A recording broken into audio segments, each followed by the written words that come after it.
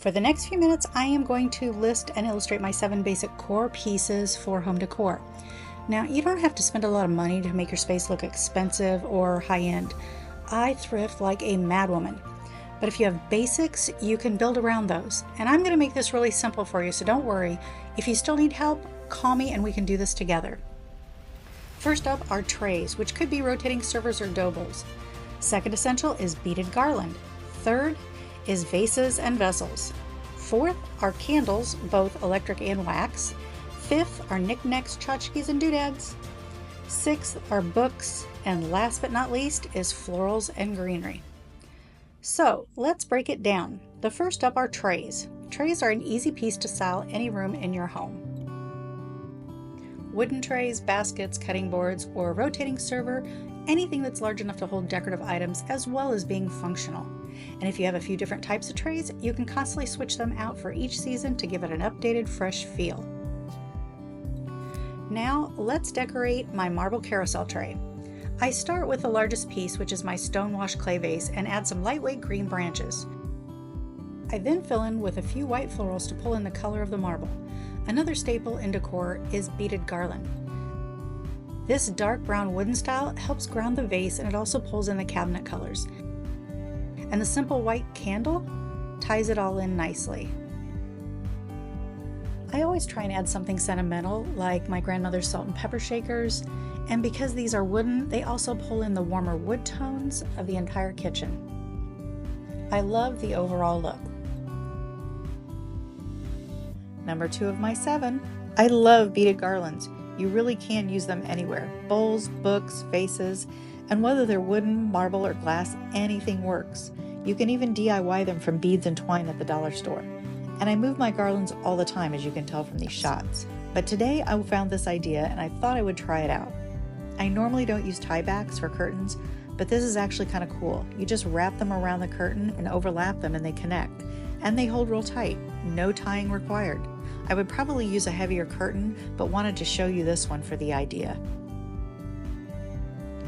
This sea glass version, these are my favorite and they are very heavy.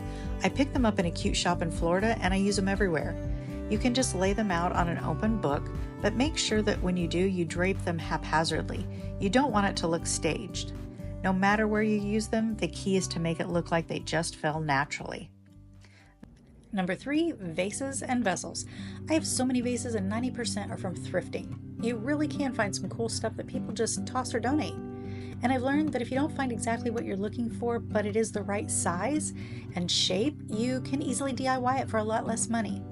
Now you can see from the images I am using some of the same vases over and over for many different designs. But this bookend vase, it's one of my favorite. I got it for $2 at a thrift store and I'm constantly changing it out for different seasons. I was not able to find this exact one online, but I do have one linked in my Amazon page. Anyway, I started by filling the small pearlescent beads that I got at the Dollar Tree. I did find that using faux florals works better with this vase because of the small opening at the top and of course cleaning it. So I started with hydrangeas and I always go in the odd number, so 3 pink and 2 white, making it 5. Then I simply fill it in with some eucalyptus and pull the leaves flat against the glass. I try and make sure the stems are either buried into the pebbles or at least touch the very tops. I like the look of seeing the stems, and yes, it's a bookend vase, but it has nothing to do with books. Number 4 of 7, candles, candles, candles. Who doesn't love candles? Although I can't say I don't burn the jar ones as much as I used to because, well, I accidentally left one burning and it almost caught my dresser on fire. But that's a different story. Now there are electric candle warmers that you can use, or the flickering battery candles, which I do use a lot more now that they are more realistic looking. But there still isn't anything that is the same as a warm flickering scented candle. But for this quick candle project, it's not new and you've seen me do it on a larger scale, but it's so easy and simple. You just use the gel beads, which I actually have these saved in an airtight container with water, and I just rinse them off really well when I need to use them for a project. Anyway, you fill a stemless or a stemmed wine glass, add some pearls, which I got a big bag of them at the Dollar Tree, and then add water and a floating candle. That's it. It's so simple and elegant at the same time. Number 5, knickknacks, doodads, tchotchkes, whatnots, all fun names for stuff, or as my hubby calls it, junk. My great-grandma that we used to visit weekly was the queen of all knickknackers. She had every single tabletop completely covered with her knickknacks.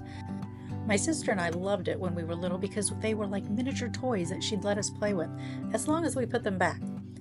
Now, this must be where I get the tendency to collect things. And I probably have more than I should, but many of my tchotchkes are family pieces that got passed down. So the knickknacks of my choice is obviously a piece that I got from my great-grandma. I would venture to say it's close to 100 years old. It was her musical trinket box. I have one of her brooches saved inside, but I remember we used to be amazed by it that the music played just by taking the lid off and on. It's amazing it still winds up and plays, and even though it's a piece that would normally be on a bedroom dresser, I have it on my dining room buffet, and it complements my contemporary decor. And it's a sweet memory of my great-grandma. Number 6, books. Books are an inexpensive way to elevate your decor. Something as simple as making a short stack to raise up lamps, vases, candles, or just as an accessory to your current decor. I try and use books that have all the same color spine that are often neutrals and dark charcoals. But if you don't have the similar color books, then you can simply turn the book around and show the page side versus a spine. Now this is an easy way to use book decor in your kitchen. I got this cookbook stand for Christmas and I love it. It doubles as a cutting board or a charcuterie board, and I've linked it in my Amazon page below. Although I usually display the cookbook that I thrifted because it's aesthetically pleasing, I wanted to change it up for something that was a little more sentimental. So I decided to pull out my mom's Betty Crocker cookbook that she got from her wedding in 1965. The spine needs to be reworked, but I love how it looks displayed. My mom gave it to me when I got married, and I used it constantly, especially since my go-to recipe was microwave baked potatoes and hamburger helper. It's fun to see the recipes, not to mention the ingredients they used back in the 60s. It's beautifully decorative, but better yet, it's a beautiful memory of my mom. Number 7, florals and greenery. It's no secret I love flowers and greenery for the home decor. Whether it's fresh or faux, I enjoy the challenge of making new arrangements that I see online and adding my twist to it. The nice thing about flowers and greenery is you can remove them and rearrange them with other greenery to make them new again.